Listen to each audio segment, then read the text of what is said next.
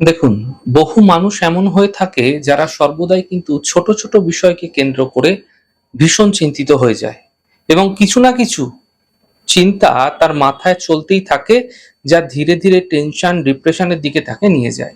অথচ বিষয়টা কিছুই না, খুব সহজ বিষয়। ছোট ছোট বিষয় নিয়ে সবসময় টেনশন করে। কি করা উচিত? প্রত্যেক দিন সকালবেলা ভগবান সূর্যদেবের উদ্দেশ্যে অবশ্যই জল অর্ঘ্য দিতে হবে। প্লেন ওয়াটার, সাদা জল, রোজ অর্ঘ্য দিতে থাকুন।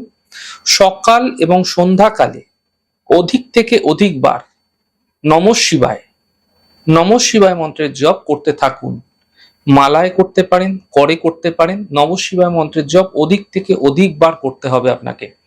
এবং একটি রূপোর রিং পুরুষরা ডান হাতে, মহিলারা বাম হাতের বৃদ্ধাঙ্গুষ্ঠিতে আপনারা ধারণ করুন যে কোনো সোমবার।